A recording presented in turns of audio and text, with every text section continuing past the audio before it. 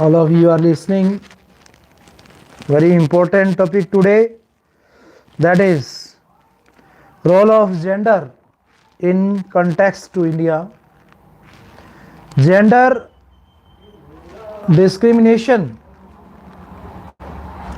continues an enormous problem within Indian society. Traditional patriarchal norms have relegated women to secondary status within the household and workplace. This drastically affects women's health, financial status, education, and political involvement.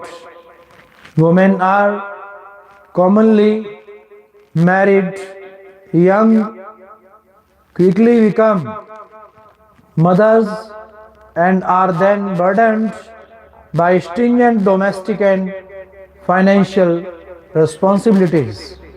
They are frequently malnourished since women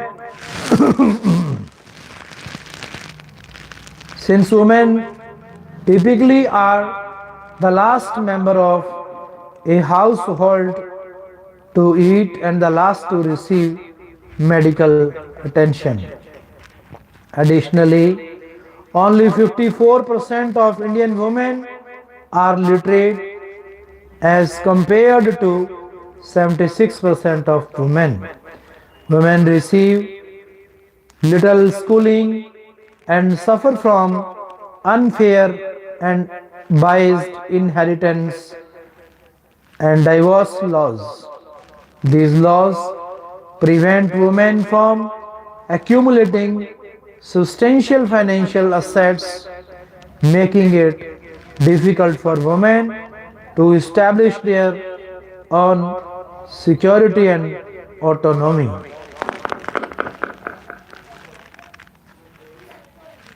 In Rajasthan,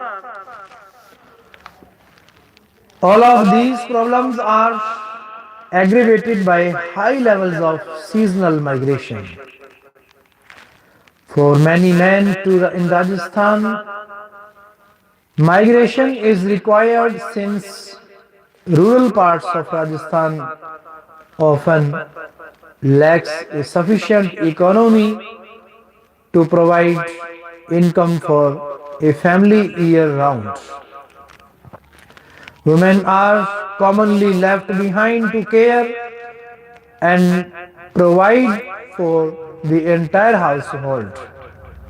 This is increasingly difficult because it is estimated that an average women's wage is 30% lower than a man's wages working in a similar position. While these mothers work, they must also tend to domestic responsibilities. This formula for supporting Rajasthani families leaves little resource for the growth and development of women's rights and education levels. A strong son preference exists in the region as it does throughout the country, and high rates of female infanticide and female foeticide plague the area. In 2001, for every 1,000 males living in Rajasthan, there were only 922 women. Having sons is economically advantageous to families due to cultural institutions. These institutions serve to drastically devalue the roles women play in the traditional society. Women continue to struggle to achieve equal status to men, making gender equality an issue of particular importance for Rajasthan. In Rajasthan, several NGOs that have hosted FSD participants are instrumental in providing opportunities for women.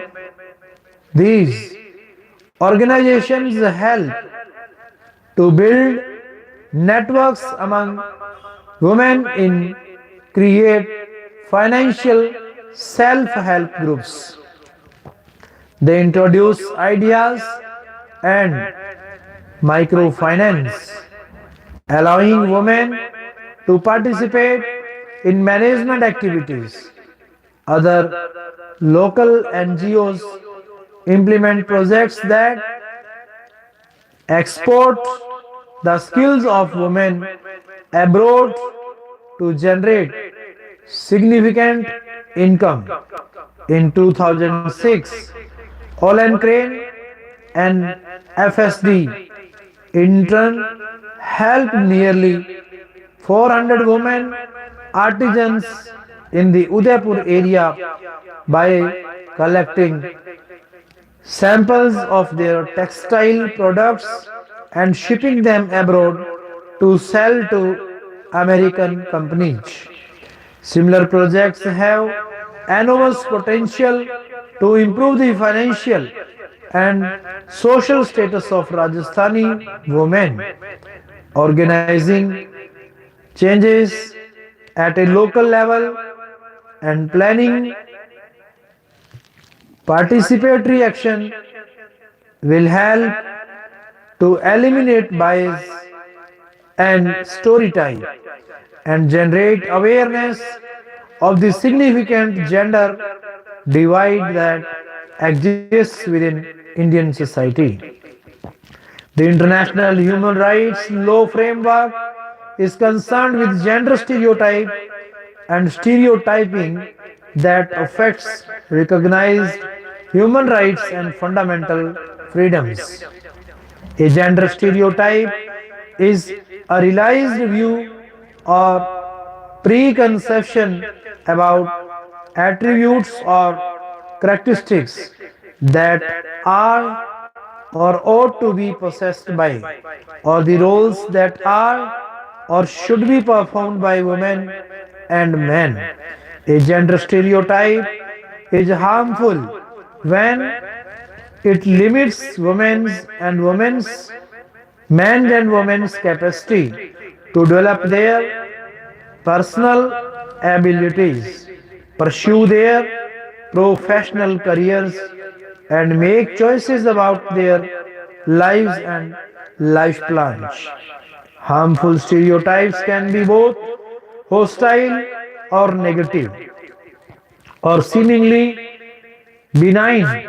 It is, for example, based on the stereotype that women are more nurturing, that child rearing responsibilities often fall exclusively on them.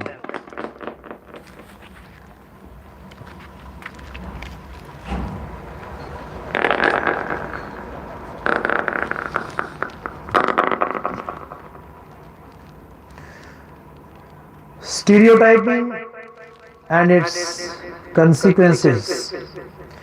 Gender stereotyping refers to the practice of ascribing to an individual, woman or man, specific attributes, characteristics, or roles by reason only of her or his membership in the social group of women or men. Gender stereotyping is wrongful when it results in a violation or violations of human rights and fundamental freedoms. An example of this is the failure to criminalize marital rape based on societal perception of women as the sexual property of men.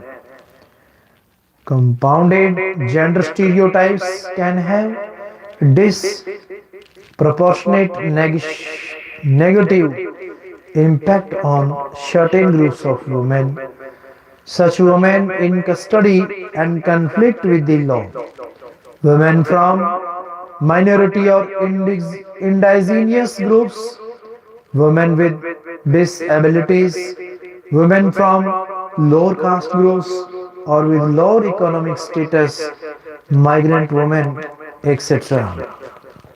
International human rights law places a legal obligation on states to eliminate discrimination against women and men in all areas of their lives. This obligation requires states to take measures to address gender stereotypes both in public and private life, as well as to refrain from stereotyping. The Convention on the Elimination of All Forms of Discrimination against Women provides in its Article 5 that state parties shall take all appropriate measures to modify the social and cultural patterns of conduct of men and women with a view to achieving the elimination of prejudices and customs and all other practices which are based on the idea of the inferiority or the superiority of either of the sexes or on stereotype roles for men and women. Other human rights treaties also require states parties to address harmful stereotypes and the practice of stereotyping. For example, the Convention on the Rights of Persons with Disabilities also contains in Article 8(1)(b) obligates states to stereotypes and stereotyping, including compounded stereotypes and stereotyping based on gender and disability. Common gender stereotypes in our culture. Let's examine what acting like a man and being lady like means in our society and when might be some gender stereotypes in the Indian culture. It's a boy, says the nurse, and from then on, subtle stereotyping begins. Conscious and unconscious motives of having the family race continue through him being joy. Guns and cars are bought for him, preferably blue and never pink. While growing up, if he cries, he will be told, I don't cry like a girl. He perhaps learns to surprise his emotions as he thinks it is girlish to express them. It is likely that he would be encouraged to act strong, to act brave, to be tough, etc. Developing the right male interest like sports, taking care of the outside work, managing money, learning to ride or drive, fixing the bulb, etc.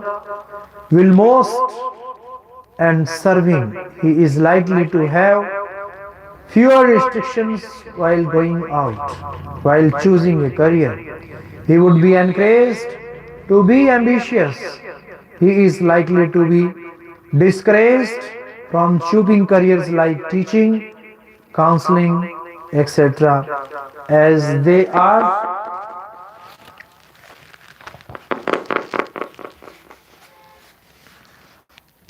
seen to be softer career options meant for girls. The question of balancing home and family could may not arise for him as it is assumed that his gender defines his primary role as breadwinner.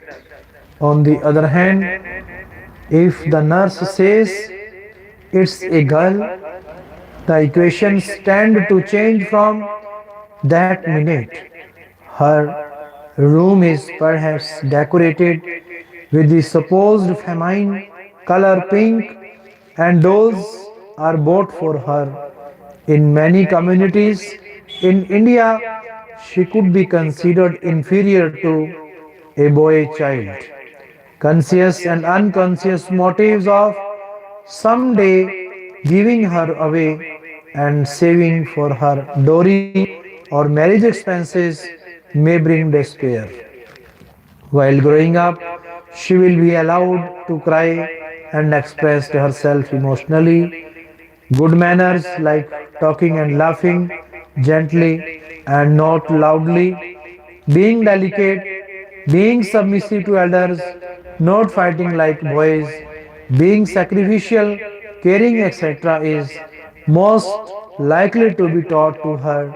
Developing the right interest like cooking, dancing, singing, tidying up the house, serving, etc., will most likely be encouraged in her. She may not be encouraged to go out as often as her brother and is likely to have many more restrictions. While choosing a career, she is likely to be discouraged from choosing careers such as civil services or defense services, as she will not be able to balance family and home later on.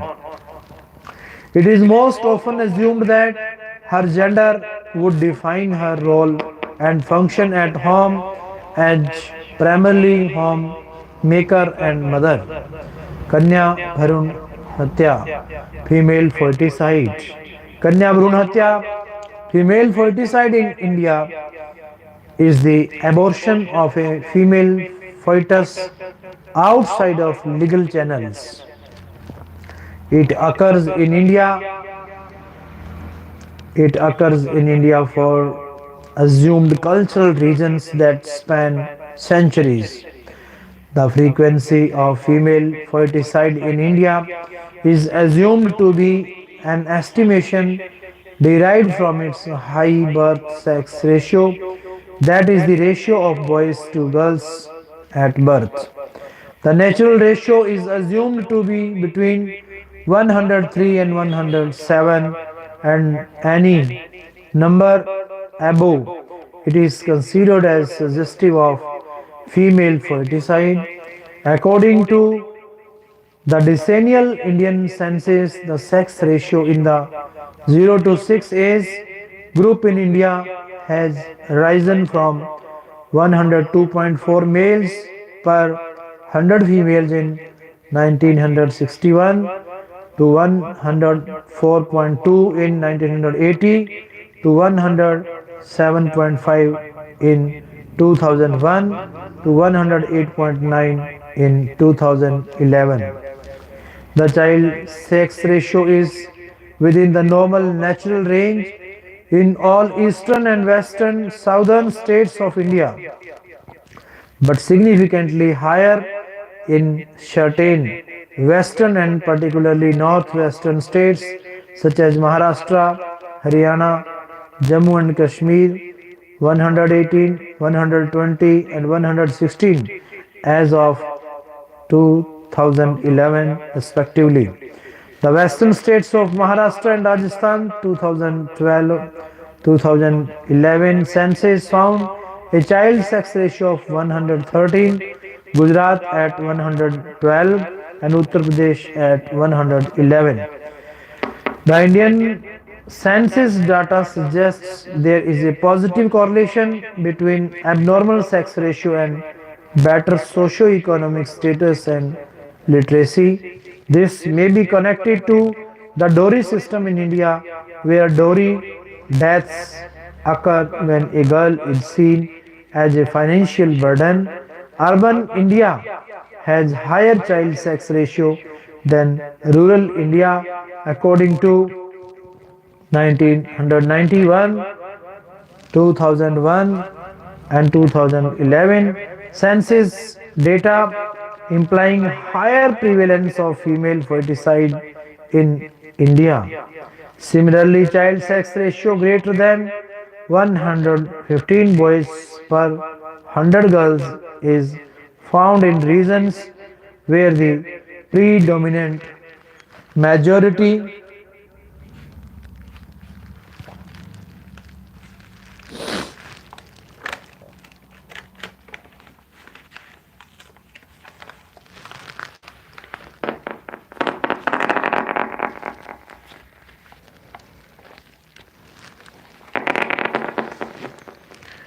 in Hindu, Muslim, Sikh or Christian. Furthermore, normal child ratio of 104 to 106 boys per 100 girls are also found in regions where the predominant majority in Hindu, Muslim, Sikh or Christian. These data contradict any hypothesis that may suggest that sex selection is an archaic practice which takes place among uneducated, poor sections or particular religion of the Indian society. There is an ongoing debate as to whether these high sex ratios are only caused by female foeticide or some of the higher ratio is explained by natural causes. The Indian government has passed Preconception and Prenatal Diagnostic Techniques Act in 1994 to ban and punish prenatal sex screening and female foeticide.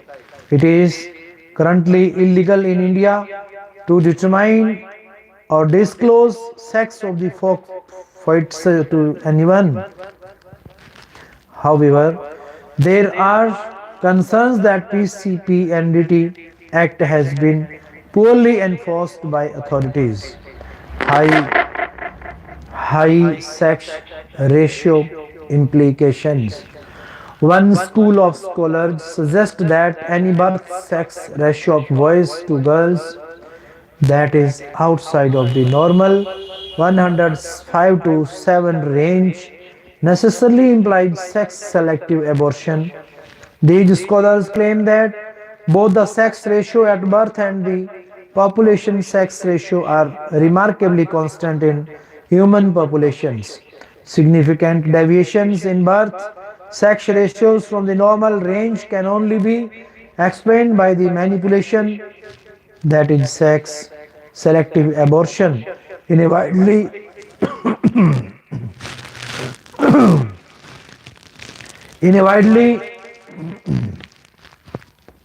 cited article. Amartya Sen compared the birth sex ratio in Europe 106 and United States 105 with those in Asia 107 plus, and argued that the high sex ratios in East Asia, West Asia and South Asia may be due to excessive female mortality.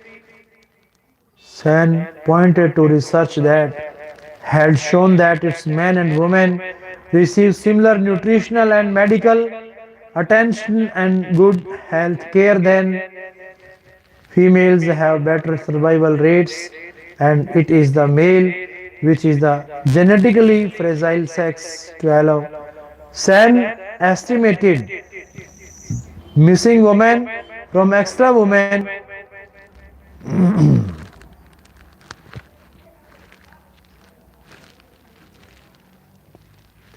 who would have survived in Asia if it had the same ratio of women to men as Europe and United States. According to Sen, the high birth sex ratio over decades implies a female shortfall of 11% in Asia, or over 100 million women, as missing from the 3 billion combined population of India.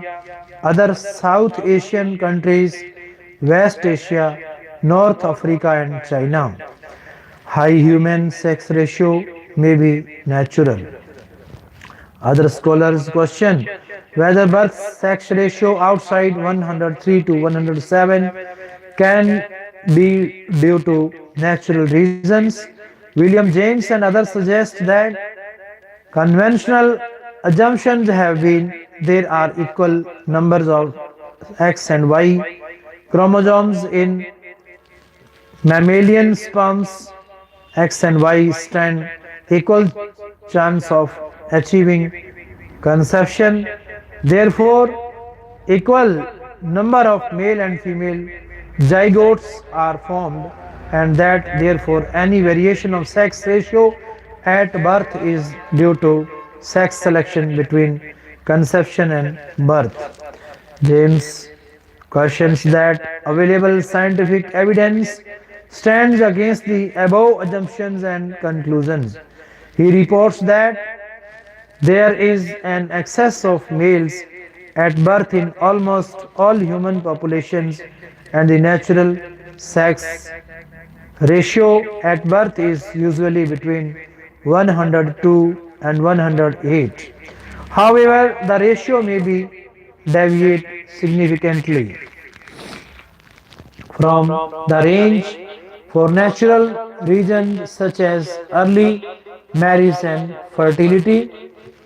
Teenage mothers average maternal age at birth, paternal age gap between father and mother, late birth, ethnicity, social and economic stress, warfare, environmental and hormonal effects. This school of scholars support their alternate hypothesis with historical data when modern sex selection technologies were unavailable, as well as birth sex ratio in sub-regions and various ethnic groups of developed economies. They suggest that direct abortion data should be collected and studied instead of drawing conclusions indirectly from human sex ratio at birth. James' hypothesis is supported by historical birth sex ratio data before technologies for ultrasonographic sex screening were discovered and commercialized in 1960s and 70s, as well by reverse abnormal sex ratios currently observed in Africa. Michael Guerini reports that many African nations have over decades witnessed birth sex ratios below 100, that is, more girls are born than boys. Angola, Botswana, and Namibia have reported birth sex ratio between 94 and 99, which is quite different than the presumed 104 to 106 as natural human birth sex ratio. South Korea's historical records suggest a birth sex ratio of 1.13 based on 5 million births in 1920s over a 10-year period. Other historical records from Asia to support James' hypothesis. For example, Jiang et al. Claim that the birth sex ratio in China was 116 to 121 over a 100 years period in late 18th and early 19th century, in the 120 to 123 range in early 20th century, falling to 112 in the 1930s. Origin: female ferticide has been linked to the arrival in the early of 1990s of affordable ultrasound technology and its widespread adoption in India. Obstetric ultrasonography, either transvaginally or transabdominally, checks for various markers of fetal sex. It can be performed at or after week 12 of pregnancy. At this point, 3 or 4 of fetal sexes can be correctly determined according to a 2001 study. Accuracy for males is approximately 50% and for females almost 100% when performed after week 13 of pregnancy. Ultrasonography gives an accurate result in almost 100% of cases. Availability.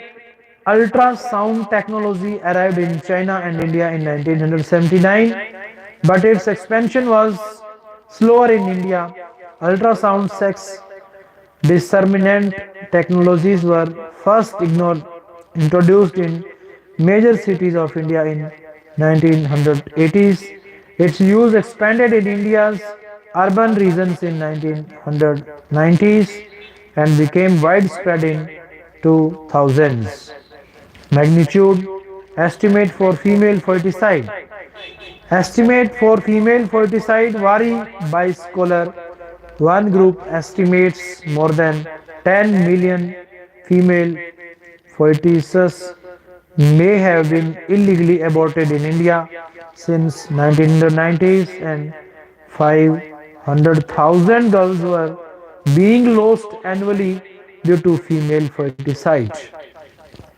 McPherson estimates that 100,000 abortions every year continue to be performed in India solely because the fetus is female. Thank you.